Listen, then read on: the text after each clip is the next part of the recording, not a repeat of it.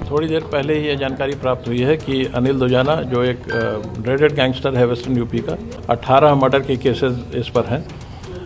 इसे एसटीएफ की मेरठ यूनिट ने एक मुठभेड़ में मार गिराया है।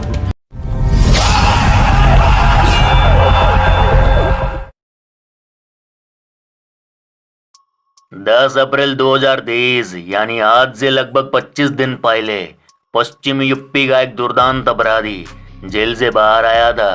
जेल से बाहर आते ही उसे लगा मैं वो बाज हूँ जिसे पिंजरे में कैद नहीं कर सकते। उसका ये सोचना भी लाजमी था क्योंकि वो कोई सामान्य बाज नहीं था, वह था एक शिकारी बाज जिसके ऊपर 62 से ज्यादा मुकदमे दर्ज थे। इनमें से 18 तो सिर्फ मर्डर के थे। इसके अलावा रंगदारी, लूटपाट, जमीन कब्जा, सेटलमेंट, आर्म्स एक्ट के मामले कई थे। यही नहीं, उस पर रसूखा और गैंगस्टर एक भी लग चुका था। ये वो शिकारी था जिसने पश्चिमी यूपी के सबसे बड़े गैंगस्टर में से एक सुंदर भाटी पर AK-47 से हमला किया था। ये नाम है गैंगस्टर अनिल दुजाना का। बंदा जेल से रिहा हो चुका था। समय करीब 11:15 बज रहे थे। सूरज की तपिश मानो लावा उगल रही थी। जेल गेट पर 3-4 गाड़ियां खड़ी थी जहां 10-15 लठबाजों का एक हुजूम खड़ा था। उनके चेहरे मानो दानुओं से मेल खाते थे। यह हुजूम था अनिल दुजाना की फौज का जो अपने सरदार की रिहाई पर स्वागत करने आए थे।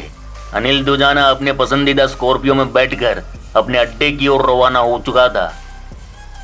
एक दिन आराम किया, पिंजरे से आजाद होने का जश्न मनाया। अब दूसरा दिन निकल चुका था। इधर अनिल दुजाना के शैतानी खोपड़िया में एक ही शख्स खटक रहा था, वह था सुंदर भाटी। अनिल दुजाना सुंदर भाटी को खत्म करने का प्लान बना रहा होगा। उसके सोचने की शक्ति तेज हो चुकी थी। वो साजिश रचने में मशगूल था। इधर 15 अप्रैल की देर रात माफिया ब्रदर्स अतीक अहमद और अशरफ की प्रयागराज में हत्या कर दी जाती है। इसके बाद यूपी के सारे माफियाओं पर मौत का तांडव शुरू होने का असर दिख रहा था। इधर बाबा की मिट्टी में मिला देने वाली वार्निंग से यूपी के माफियाओं में खलीबली मच चुकी थी। यूपी एसटीएफ ने पूरे यूपी में सफाई अभियान छेड़ रखा था। कीड़ों पर पेस्टिसाइड का छंटकाव होना था। इधर यूपी एसटीएफ ने ऐसे 66 माफियाओं का लिस्ट तैयार किया था जिनमें एक नाम था अनिल दुजाना का। यूपी पुलिस ने अपने मुखबिरों को एक्टिव कर दिया था। पुलिस ताक में थी कि दुजाना एक गलती करे और फिर से जेल में डाल दे। इधर पुलिस से लेकर एसटीएफ एजेंसी अनिल दुजाना पर नजर गड़ाए बैठे थे। इधर यूपी में मिट्टी में मिला देंगे अभियान चल रहा था। बावजूद दुजाना बाज नहीं आया और एक गलती कर दी जिसने आग में घी डाल दिया। फिर जो ज्वालाएं उठी उसमें दुजाना जलकर खाक हो गया। दरअसल जेल से छूटने के बाद अनिल दुजाना जिस घर के 2 व्यक्तियों को हत्या कर चुका था उसी घर के परिवार वालों को जान से मारने की धमकी दे रहा था। इधर परिवार ने पुलिस में शिकायत दर्ज करवाई। इधर पुलिस तो तैयार ही बैठी थी, मौके की तलाश थी और मौका मिल गया उसे पकड़कर जेल में डालने का। इधर यूपी एसटीएफ ने अपना जाल बिछा दिया था, बस दुजाना के लोकेशन की तलाश थी। यूपी एसटीएफ के सर्विलांस रूम में फोन की घंटी बजती है। सर्विलांस रूम में मौजूद सिपाही ने फोन उठाया। फोन करने वाले ने बताया कि आज अनिल दुजाना दोपहर बागपत से मुजफ्फरनगर जाने वाला है। यह खबर सुनते ही सर्विलांस रूम में चहल पहल बढ़ गई क्योंकि फोन करने वाला एसटीएफ का मुखबिर था। जानकारी सटीक थी। एसटीएफ का एक बड़ा दस्ता हथियारों को लोड करने लगा। बुलेट प्रूफ जैकेट पहने गए क्योंकि पुलिस जानती थी अनिल दुजाना एक रावण है। पुलिस बखूबी जानती थी अगर उससे आमना सामना हुआ तो वह खतरनाक साबित हो सकता है। इधर एसटीएफ की टीम तैयार होकर लोकेशन वाली जगह की ओर रवाना हुई। इधर अनिल दुजाना अपनी सफेद रंग की स्कॉर्पियो लेकर निकल चुका था। अब मेरठ में अपने गुर्गे से मिलने जा रहा था। शायद कोई बड़ी प्लानिंग चल रही थी, उसे किसी वारदात को अंजाम देना था। लेकिन उसे ये नहीं मालूम था कि रास्ते में यूपी एसटीएफ यमराज बनकर खड़ी थी। जैसे ही अनिल दुजाना की गाड़ी मेरठ जनपद के कच्चानी थाना के पास भोला की जाल से थोड़ी दूर पहुंचेगी, उसे दूर से देखा पुलिस की गाड़ियां खड़ी है। वह समझ गया आज तो गया मामा। इधर पुलिस का काफिला उसकी ओर बढ़ रहा था। जब दोनों का आमना सामना हुआ तो अनिल दुजाना फायरिंग करता हुआ भोला की जाल की ओर अपनी गाड़ी लेकर भागने लगा। ये पूरा इलाका घने जंगल से घिरा हुआ है जहाँ मेरठ का महत्वपूर्ण बांध है। यहाँ बिजली उत्पन्न की जाती है। भोला की जाल को कई बार सलवा की जाल भी कहा जाता है। यहाँ लोग पिकनिक मनाने आते हैं क्योंकि बांध का पानी और आसपास के घने जंगल का इलाका लोगों को अपनी ओर आकर्षित करता है। खैर, इसी जंगल में बांध से थोड़ी दूर गोलियों की आवाज आने लगती है। तड़ातड़ गोलियों की गूंज ने जंगल में परिंदों को उड़ने पर मजबूर कर दिया और चंद मिनट में उस जगह एक लाश पड़ी थी। आसपास खून बह रहा था, गोलियों के खाली खोखे बिखरे पड़े थे और कई पुलिस वाले डेड बॉडी को देख रहे थे।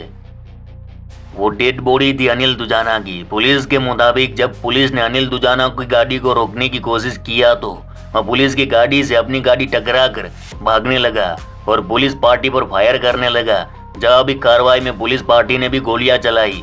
अंत में अनिल दुजाना मारा गया। बताया जाता है कि इस एनकाउंटर में करीब 15 से 20 गोलियां चली और फिर यूपी के एडीजी ने प्रेस कॉन्फ्रेंस कर बताया कि अनिल दुजाना मारा गया।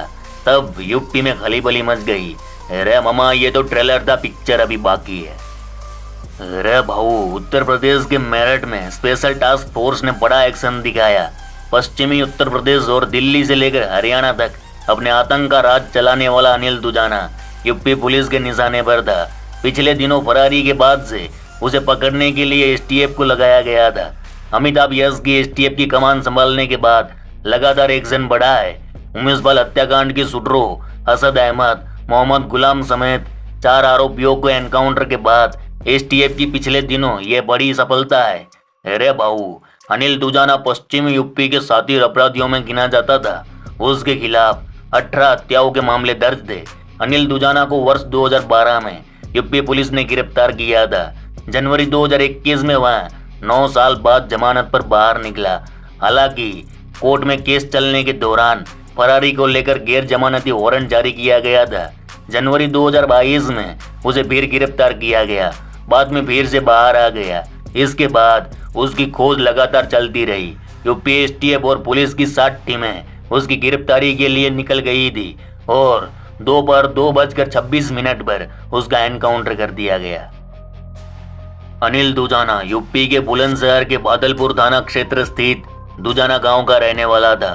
दुजाना गांव में कुख्यात अपराधी सुंदर नागर उर्फ सुंदर डाकू रहता था। 70 से 80 के दशक के बीच सुंदर डाकू का खौफ दिल्ली तक था। सुंदर डाकू के बारे में कहा जाता है कि उसने तत्कालीन वड़ा प्रधान इंदिरा गांधी तक को धमकी दी थी। लोग बताते हैं कि सेना का जवान सुंदर पारिवारिक वजह से डाकू बन गया था। हालांकि गांव में उसकी छवि रॉबिनहुड की थी। पुलिस ने एक एनकाउंटर में सुंदर डाकू को ढेर कर दिया था और इसी गांव से ताल्लुकात रखता था अनिल दुजाना। अनिल दुजाना पर सबसे पहला केस वर्ष 2002 में गाजियाबाद में दर्ज किया गया था।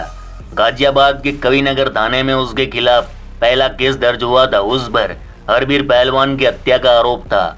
इस हत्याकांड में अपना नाम सामने आने के बाद अनिल दुजाना ने अपराध की दुनिया में पीछे मुड़कर नहीं देखा। उसकी गोली बड़े बड़े गैंगस्टरों के खेमे में तहलका मचाने लगी थी। जब वो कट्टा लेकर निकलता, दिन दहाड़े गैंगवॉर रचता, जिस कारण यूपी अंडरवर्ल्ड में उसका भी नाम उछलने लगा था।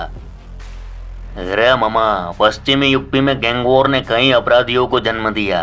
दरअसल इस अदावत की शुरुआत महेंद्र फौजी और सतबीर गुर्जर के बीच की जंग से हुई थी। इसके बाद सुंदर भाटी और नरेश भाटी गैंग भिड़ गई। सतबीर गुर्जर के इन दोनों गुर्गों की भिड़ंत हिंसक हो गई थी। वर्ष 2004 में सुंदर भाटी ने नरेश भाटी की हत्या कर दी। नरेश भाटी का भाई रणपाल भाटी बदला लेने आया। इसके बाद रणदीप भाटी और भांजा अमित कसाना गैंगवॉर में उतरे। अनिल दुजाना भी इन दोनों के साथ गैंगवॉर में कूद पड़ा। इसके बाद से अनिल दुजाना का नाम पश्चिमी यूपी के आतंक की दुनिया में जाना जाने लगा। हालांकि सुंदर भाटी की हत्या की कोशिशें नाकाम होती रही। मौका नवंबर 2011 में आया। साहिबाबाद के भोपुरा में एक शादी थी। यह शादी सुंदर भाटी के रिश्तेदार के यहाँ थी। सुंदर भाटी भी वहाँ मौजूद था। इस दौरान रणदीप, अनिल दुजाना और अमित कसाना ने AK-47 से ताबड़तोड़ गोलियां बरसाई। इस घटना में 3 लोग मारे गए थे, लेकिन सुंदर भाटी बच गया। ट्रिपल मर्डर केस में अनिल दुजाना जनवरी 2012 में पुलिस की गिरफ्त में आया। इसके बाद उसने जेल से गैंग चलाना शुरू कर दिया। अनिल दुजाना जेल से हत्याएं करवाता था। सुंदर भाटी से अनिल दुजाना की दुश्मनी का नया किस्सा जनवरी 2014 में शुरू हुआ। सुंदर भाटी ने अनिल के घर पर हमला करवाया। ताबड़तोड़ फायरिंग में अनिल के भाई जय भगवान की मौत हो गई।